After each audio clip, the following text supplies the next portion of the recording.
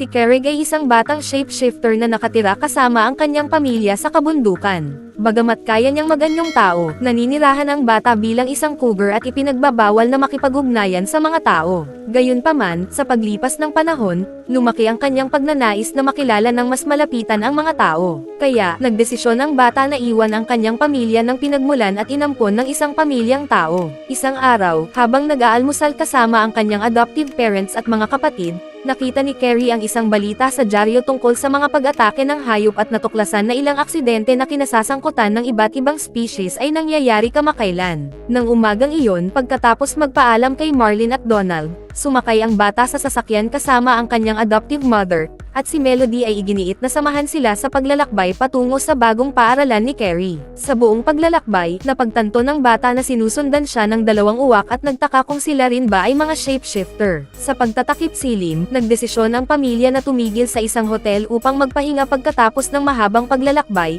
at nanatili ang mga uwak sa kanilang buntot. Sa gabi, narinig ni Kerrick ang isang ingay na galing sa labas at lumakad patungo sa bintana sa pagtatangkang maunawaan kung ano ang nangyayari. Sa sandaling iyon, nakita niya ang isang kawan ng mga lobo na tumatakbo patungo sa isang eskinita at biglang namatay ang mga ilaw sa katabing gusali. Sa umaga, bumalik ang pamilya sa kalsada at ilang oras pa, sa wakas ay dumating sa Clearwater High. Paglabas mula sa sasakyan, nakumpirma ang mga hinala ni Kerrick at natuklasan na ang mga uwak na sumusunod sa kanilang sasakyan ay mga estudyante mula sa paaralang iyon. Sa sandaling iyon, lumitaw si Lee sa Clearwater, ang punong guro ng paaralan, upang batiin siya at pagkatapos malugod siya, tinanong kung paano natagpuan ang bata ni Anna Erston. Ayon sa babae, ang mga biological parents ni Kerrick ay hindi kailanman natagpuan. Ilang taon na ang nakalipas, habang nagtatrabaho bilang social worker, nakatanggap si Anna ng tawag upang iligtas ang bata. Gayunpaman, nang makita niyang natatakot at pinaghihinalaan ang lahat ng nasa paligid niya, nagdesisyon siyang amponin siya at kumbensihin ang kanyang asawa na tanggapin si Kerrick sa kanilang tahanan. Nang ang bata ay tungkol nang magsimula sa high school, nakatanggap si Anna ng imbitasyon na ay patala siya sa Clearwater High at naisip na ito ay magandang pagkakataon para sa kanya upang makagawa ng mga bagong kaibigan, dahil palagi niyang naramdaman na lubos na nag-iisa at wala sa lugar sa lungsod kung saan siya nakatira. Pagkatapos sagutin ang lahat ng mga tanong ni Anna, hiniling ni Lisa na makipag-usap ng mag-isa kay Kerrick at di nagtagal ay inihayag na alam niya ang lihim na itinago ng bata sa loob ng napakaraming taon. Ayon sa punong guro, sa paaralang iyon, lahat ng miyembro ay mga shapeshifter. Kaya, hindi na kailangang itago ng binata ang kanyang mga pagbabago. Bigla, nagsimulang tumunog ang alarm ng paaralan at umalis ang punong guro upang tingnan kung ano ang nangyayari. Sa sandaling iyon, natuklasan niyang si Anna at Melody ay naglalakad sa paligid ng campus at hiniling sa kanyang katulong na tulungan siyang ilayo sila dahil ang lugar na iyon ay restricted. Nang makita ang lahat ng mga hayop ng iba't ibang species na nagkakatipon, napuno ng kagalakan si Kerrick dahil hindi pa niya nakita ang ganito karaming shapeshifter sa isang lugar dati. Habang naglalakad sa mga hallway ng paaralan, nakilala ni Kerrick si Jeffrey at ang kanyang pack. Agad, nagkaroon ng pagkaaway ang dalawang binata, ngunit nakarating sa tamang oras si James upang pigilin ang away. Pagkatapos maipakilala sa buong paaralan, nagpaalam si Anna sa kanyang anak, at habang sila ni Melody ay naglalakad pabalik sa sasakyan, dumating sa campus si Andrew Milang, ang milyonaryo na nagpopondo sa institusyon. Pagkatapos magpaalam sa kanyang pamilya, ipinakilala si Kerrick kay Andrew at inihayag na iniwan niya ang kanyang buhay sa kabundukan upang mabuhay kasama ang mga tao dahil nararamdaman niyang may kulang na hindi matutupad kung pipiliin niyang mabuhay bilang cougar magpakailanman. Pagdating niya sa kanyang kwarto, ipinakilala kay Kerrick ang mga patakaran ng paaralan at pag-alis ng punong guro, lumitaw ang isang ardilya sa bintana. Sa sandaling iyon, binuksan ng bata ang bintana at pumasok ang rodent upang ipakilala ang sarili. Ayon kay Holly, siya ay itinalaga na maging gabay nito at dinala siya sa kanyang unang shape-shifting class. Bago simulan ang mga pagbabago, pinaalalahanan ni Mr. Elwood ang mga kabataan na tanging sa loob lamang ng klase nila pinapayagang gamitin ang kanilang mga kapangyarihan at sinabi na dapat silang maging lubos na maingat upang hindi makita ng mga tao sa proseso ng pagbabago.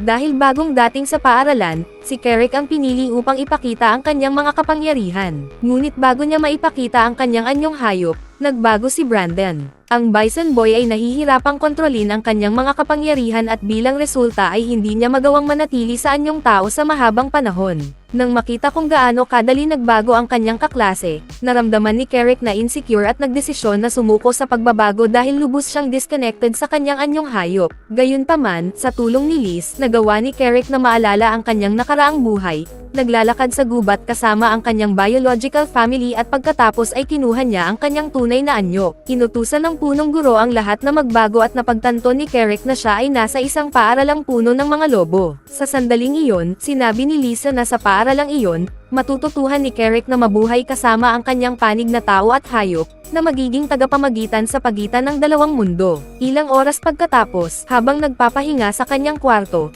nakatanggap ng bisita ang binata mula kay Brandon at natuklasan na siya ang magiging bagong roommate nito. Bigla, lumitaw si Holly at sinabi na oras na para pumunta sa cafeteria. Pagkatapos kumuha ng pagkain, nakilala ni Carrick si Dorian, ang batang may kakayahang magbago bilang pusa. Bago pumunta sa Clearwater High, namuhay si Dorian bilang alagang hayop ng isang pamilyang tao at nahuli ng bukas ang isang lata ng sardinas. Pagkatapos ipakita ang kanyang anyong hayop, nagsimulang maging mas respected si Carrick ng kanyang mga kaklase, ngunit nagsimula rin siyang katakutan ng mga mahihinang hayop. Bilang resulta, ilang estudyante ang nagsimulang iwasan siya dahil ang kanyang presensya lamang ay kumakatawan sa malaking banta. Dahil ang kanyang anyong hayop ay isang maliit na hayop, sinubukan ni Bo na manatiling malayo sa gulo, ngunit napasok sa gulo kay Jeffrey. Nang makita ang walang kakayahan na batang nasa panganib, hinarap ni Carrick ang binata upang ipagtanggol siya at napasok sa gulo. Habang sinisikap ng mga lobo na takutin ang bagong dating, lumitaw si James at muli ay nagawang pakalmayan ang sitwasyon. Nang gabing iyon, habang nananaginip tungkol sa kanyang pamilya,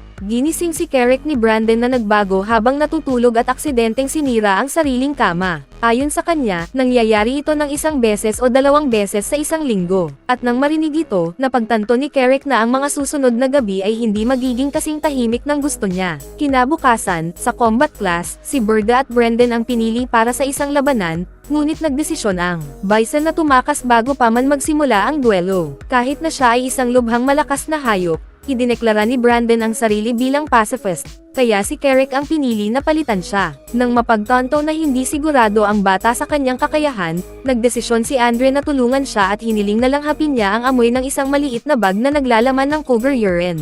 Pagkatapos magbago, sinalakay ng feline ang battlefield at kahit na mas maliit ng husto kaysa kay Berda, itinatag niya ang kanyang dominance sa pamamagitan ng lakas. Susunod, inimbitahan si Leroy at Dorian na harapin ang isa't isa. Ngunit nang maamoy ang masamang amoy na ibinubuga ng kanyang kalaban, tumakas ang pusa sa laban at ibinigay ang tagumpay sa isang silver platter. Sa pagtatapos ng klase, nagdesisyon si Andrew na kausapin si Carrick at inalok na maging kanyang mentor. Pagkatapos ay ibinigay niya ang maliit na bag ng urine at sinabi na may promising future siya. Nang mainggit sa pagbibigay ng sponsor ng paaralan ng mas maraming atensyon kay Carrick kaysa sa lahat ng ibang estudyante, nagdesisyon si Jeffrey na hamonin siya sa isang duelo laban sa dalawang lobo at sinabi na kung mananalo ang bata, iiwan siya nila ng mag-isa. Sa huling hapon, sinamahan ng binata ang kanyang mga bagong kaibigan patungo sa treehouse at sinabi sa kanila na sasali siya sa isang duelo laban sa mga lobo. Nang marinig ito, nagsimulang mag-alala si Brandon sa posibilidad na mapatalsik ang kanyang kaibigan, ngunit sinabi ni Carrie na pagod na siyang makinig sa mga pang-aasar. Nang mapagtanto niyang hindi niya mapipigilan ang paglahok sa laban, sinabi ni Polly na nandito siya upang suportahan ang kanyang kaibigan, at sinabi ni Brandon na hindi na niya mapaghihintay na talunin ang mga lobo na iyon. Kaya, nang gabing iyon, lihim na lumabas ang trio mula sa dormitory, at hinathitan ni Carrick ang maliit na bag bago magbago. Pagdating sa napagkasunduang lugar, tinanong ni Carrick kung sino ang mga lobong haharap sa kanya at pagkatapos ay napagtanto na siya ay naipit sa isang bitag. Sa halip na makipaglaban sa dalawang lobo, ang bata ay napalibutan ni Jeffrey at ng kanyang buong pack, ngunit hindi pa rin siya sumuko sa laban. Kahit na mas malakas siya kaysa sa mga lobong iyon, natapos si Carrick na atakihin mula sa likuran at lahat ng kanyang mga kalaban ay nagkaisa upang saktan siya. Nang makita ng kanyang kaibigan na siya ay nasa gulo, itinulak ni Holly si Brandon mula sa bangin upang makatulong ang Bison sa kanyang pagliligtas. At habang nililibang ng kanyang kaibigan ang mga lobo,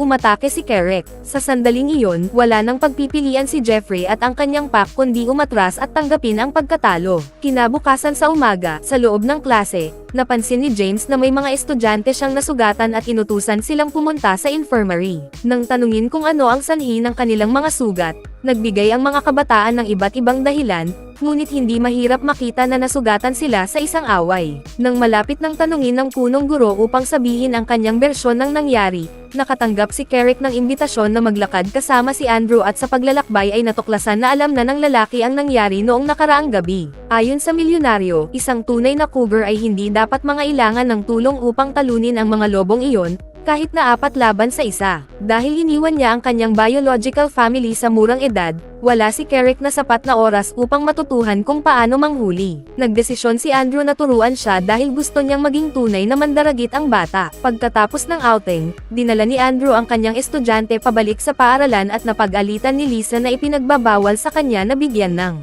preferential treatment ang sinumang estudyante. Pagkatapos ay lumapit ang punong guro kay Carrick at sinabi sa kanya na kung gusto niyang manatili sa paaralang iyon, kailangan niyang sundin ang mga patakaran tulad ng iba. Kaya, hindi na siya dapat makipag-away sa ibang estudyante sa labas ng oras ng klase. Pag-alis ni Lisa, dumating sina Holly at Brandon upang tanungin kung ano ang nangyari.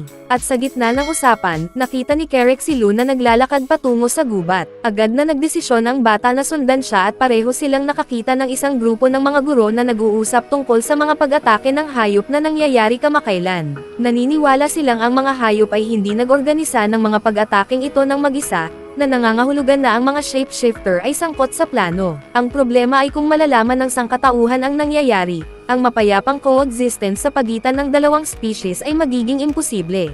Kaya, kailangan ni Lisa at ng iba pang miyembro ng Woodwalker Council na gumawa ng plano upang pigilan ang karagdagang mga pag-atake. Habang naglalakad pabalik sa paaralan, sinabi ni Carrie na noong ginugol niya ang isang gabi sa isang kalapit na bayan kasama ang kanyang ina at kapatid na babae, nakita niya ang 4 na lobo na umaatake sa mga tao at napagpasyahan na sila si Jeffrey at ang kanyang mga kaibigan.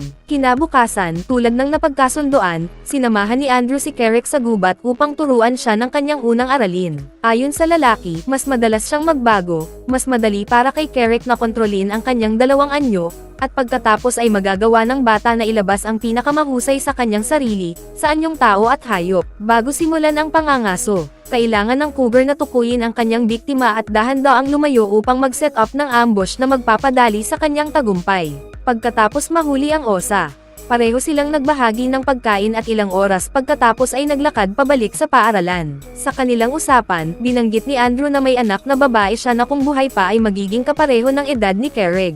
Nang araw na iyon, sa recess, napansin ni Lou na tumanggi sa tanghalian ang kanyang kaibigan at tinanong kung hindi ito gutom. Sa sandaling iyon, inihayag ni Carrick na siya ay nanghuli ng umaga kasama si Andrew at nahuli ang kanyang unang biktima. Nang marinig ito, tumayo si Lou at umalis dahil naalala niya ang araw ng inatake ng isang cougar ang kanyang ina at hindi na siya nakalakad ng normal mula noon. Sa pagtatangkang makipag-ayos sa kanyang kaibigan, nagdesisyon si Carrick na sundan siya at sinundan siya sa gubat, ngunit hindi niya ito nahabol.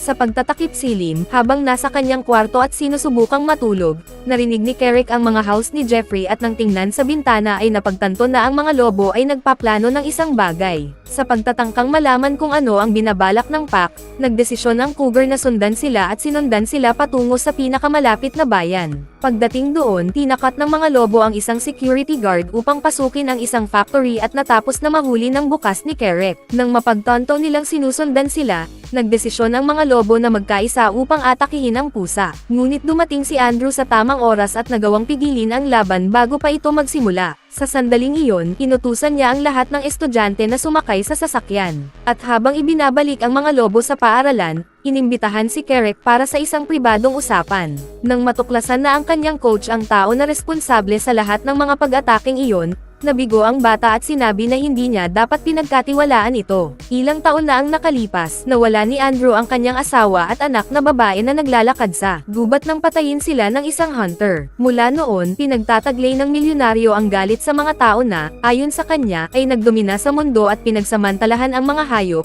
na nagdulot ng mass extinction ng hindi mabilang na species. Sa nakaraang 50 years, sinubukan ng Woodwalkers Council na hikayatin ang mga tao na protektahan ang kalikasan at mga hayop, ngunit walang nagbago. Sa katunayan, lalong lumalala ang mga bagay at dahil dito, nagdesisyon si Andrew na kumilos ng mag-isa. Sa sandaling iyon, lumitaw si Sheila upang magsilbi ng hapunan, at napansin ni Kerek na ang babae ay may suot na mechanical leg. Ayon kay Andrew, si Sheila ay isang snake woman na nasagasaan ng sasakyan habang nasa anyong hayop. Sa gitna ng pagkain, inimbitahan ng lalaki si Carrie na sumali sa kanyang proyekto, ngunit sinabi ng bata na hindi siya handang saktan ang sinuman. Nang marinig ito, sinabi ni Andrew na ang kanyang layunin ay hindi ang saktan ang mga tao, kundi ang sirain ang kanilang mga makina upang hindi na sila makapagpatuloy sa mga proyekto na makakapinsala sa mga hayop. Pagkatapos mangako na ganap na pananatilihing lihim ang napag-usapan nila ng gabing iyon, sinabi ni Carrie na kailangan niyang pag-isipan ang proposal ng kanyang mentor. At kinabukasan ng umaga, tinulungan niya si Brandon na sanayin ang kanyang combat skills. Habang tumatakbo sa gubat at winawasak ang lahat ng nasa daan, natapos na mabangga ng mga magulang ni Kerek ang bison, na naglakbay ng ilang araw upang bisitahin ang kanilang anak sa Clearwater High. Nang makita ng kanyang kaibigan na papalapit ito upang humingi ng tawad sa aksidente, sinubukan ng bata na itago ito at inimbitahan ang kanyang pamilya na tingnan ang kanyang kwarto. Pagpasok ni Anna sa kwarto, nakita niya ang isang ardilya na nagkakalkaw sa kanyang mga gamit at pinagsabihan ng punong guro, na nagpaalam sa kanya na may mga tiyak na oras ng pagbisita. Bago umalis, sinabi ng babae na gugugulin niya ang buong weekend sa kalapit na bayan at inimbitahan ang kanyang anak na sumama sa paglalakbay. Agad na tinanggap ni Kerek ang imbitasyon at nagpaalam sa kanyang adoptive family dahil kailangan nilang ipaayos ang sasakyan. Pag-alis ng kanyang pamilya, nakatanggap ng tawag ang binata mula kay Andrew na inimbitahan siya na sumali sa isang event na magaganap ng weekend na iyon. Gayunpaman, ipinaalam ni Kerek sa kanya na gugugulin niya ang weekend kasama ang kanyang mga magulang at sinabi na hindi niya gusto ang ideya na saktan ang mga tao. Sa sandaling iyon, ibinaba ni Andrew ang telepono at nagdesisyon ang bata na pumunta sa gubat upang aliwin ang sarili habang nagsasanay sa kanyang pagbabago. Ilang oras pagkatapos maglakad ng daan-daang milya, nakatanggap si Carrie ng bisita mula kay Wing at natuklasan na nag-aalala ang mga tao sa kanyang pagkawala. Habang nag-uusap ang mga shapeshifter, lumitaw ang isang drone at inutusan ni Wing ang cougar na tumakas dahil may hunter na nagpadala ng mga aso upang sundan siya. Pagkatapos tumakbo ng ilang minuto, nagtago ang feline sa tuktok ng mga puno, ngunit patuloy pa rin itong sinusundan ng drone. Sa pagtatangkang tulungan ang kanyang kaibigan na makatakas, sinira ni Wing ang kagamitan at nagpatuloy sa pagtakas si Kerek. Pagkatapos tumakbo ng ilang minuto, huminto ang feline upang magpahinga at itinapon ni Shadow sa kanya ang ilang damit upang maibalik niya ang kanyang anyong tao. Salamat sa suporta ng kanyang mga kaibigan, nagawa ng bata na ligtas na makabalik sa paaralan, ngunit nawalan siya ng malay dahil sa pagod habang malapit nang makapasok sa campus. Sa kabutihang palad, natagpuan siya ni Andrew at dinala ang bata sa kanyang bahay upang makapagpahinga. Nang magising siya, sinabi ni Carrie sa kanyang mentor ang nangyari sa gubat, at nagsimulang mag-isip kung ang kanyang biological family ay nakaranas ng kaparehong kapalaran ng anak at asawa ni Andrew. Ang pag-iisip na ito ay nagdulot ng labis na galit sa bata kaya nagdesisyon siyang suportahan ang proyekto ng milyonaryo at tulungan siyang labanan ang mga tao. Bago umalis para sa kanyang unang misyon, natuklasan ni Kerek na nagpadala si Andrew ng ilang shapeshifter upang subukang hanapin ang kanyang pamilya at ipinangako na kung sila ay buhay pa, malapit na silang matagpuan. Hindi nagtagal, nakatanggap ng tawag ang bata mula sa kanyang adoptive mother na nagsabi na kailangan niyang kanselahin ang outing dahil naalala niyang may mahalagang appointment siya. Bigla, dumating sina Brandon at Holly at sinabi na nag-aalala sila sa kanilang kaibigan, ngunit inutusan sila ni Kerek na umalis. Pagkatapos magmaneho ng ilang minuto, dumating ang grupo sa mina. Sa sandaling iyon, hinati ni Andrew ang mga team at inutusan si Kerek na ilayo ang mga hayop sa gubat mula sa perimeter na iyon. Samantala, si Jeffrey at ang iba pang mga lobo ay dapat mag-evacuate ng mga empleyado upang maiwasang masaktan ang sinuman sa kanila. Pagkatapos takutin ang ilang kuneho sa paligid, natuklasan ni Kerek na nagse-set up ng kampo ang kanyang mga magulang sa malapit at sinubukang isipin ang paraan upang protektahan sila. Tinawagan ng bata ang kanyang mentor at sinabi ni Andrew na nakita niya ang pamilya ni Carrie na nagse-set up ng tolda sa lambak na iyon,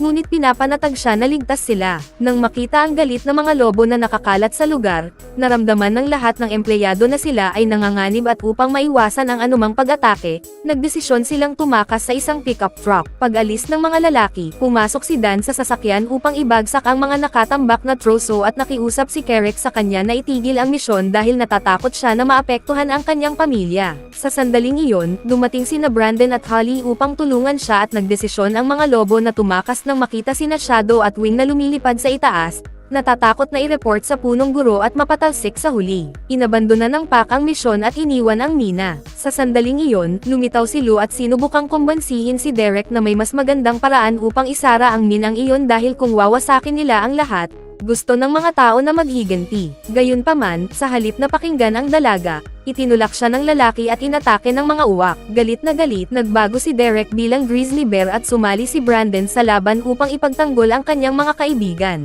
Sa tulong ni Holly, sinipa ni Kerek si Dan palabas ng sasakyan at nagbago bilang cougar upang itaboy siya. Ang problema ay sa sandaling iyon, lumitaw si Andrew at inalis ang piraso ng kahoy na humaharang sa mga gulong upang makagalaw ang sasakyan. Naramdaman na pinagkanulo ng kanyang protege, tumalon si Andrew sa kanya at nagsimulang magduelo ang dalawa. Ngunit nang makita ni Kerek ang mga troso na rumaraga sa pababa patungo sa lambak kung saan naroon ang kanyang pamilya, agad niyang iniwan ang laban at tumakbo papunta sa kanila, kahit pa isugal niya ang sarili niyang buhay para lamang mailigtas sila. Nang marinig ni Anna ang mga troso na bumabagsak mula sa bangin, inutusan niya ang lahat na magtago. Ngunit hindi narinig ni Melody ang sigaw ng kanyang ina dahil naka-headphones siya. Nang makita ng dalaga ang napakaraming troso na mabilis na papalapit sa kanya, napasigaw siya sa takot, ngunit sa huling sandali ay nailigtas siya ni Kerek. Sa sobrang pag-aalala, agad na hinanap ni Anna ang kanyang anak at labis ang kanyang ginhawa nang makita niyang ligtas si Melody. Sinabi ng dalaga na isang cougar ang nagtulak sa kanya palabas ng delikadong lugar, ngunit kumbinsido si Donald na guni-guni lamang iyon ng kanyang anak dahil sa matinding takot. Makalipas ang ilang minuto, nakita ni Lou at ng kanyang mga kasama ang katawan ni Kerek sa gitna ng kagubatan at nawalan sila ng pag-asa sa pag-aakalang hindi ito nakaligtas. Ngunit nang dumilat ang lalaki, nakahinga ng maluwag ang lahat,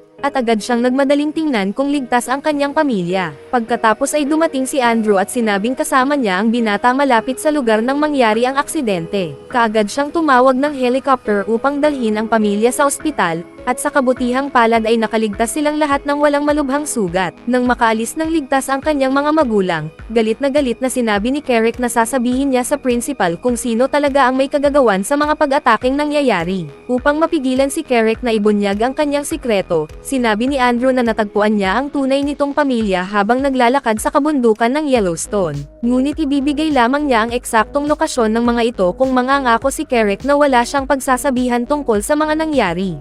Maya pa, dumating si Lisa at sinabi naman ni Andrew na si Derek, ang kanyang assistant, ang lihim na nagplano ng pag-atake laban sa mga tao. Kahit hindi naniniwala si Lisa na walang kinalaman si Andrew sa pagkasira ng minahan, nagpasya siyang umalis nang marinig niyang papalapit na ang mga pulis. Gayunpaman, sinabi niyang magsasagawa siya ng masusing investigasyon tungkol sa lahat ng nangyari roon. Pagdating nila sa paaralan, sinalubong ang mga kabataan bilang mga bayani dahil kumalat na ang balitang sila ang nagligtas sa lahat. Kaya, ano sa tingin ninyo ang pelikulang ito? Ay comment ninyo sa ibaba. Bago tayo magtapos ay isa-shoutout muna natin si Joshua, Yeni Gamban, Aljay Alguna, Roberto Angolino, Ann Cabilan, John Mark Flores, Ander Ana from Mambugan Saruna, Archie Kente from Kalibo Aklan, John Paul Pitogo from Lapu-Lapu Cebu City, at Takasanti from Cubao Quezon City. Mag-subscribe na kung hindi ka pa nakasubscribe, pindutin na rin ang notification bell at like button para sa marami pang movie recap katulad nito, at mag-iwan ng comment down below. And as always, thank you for watching.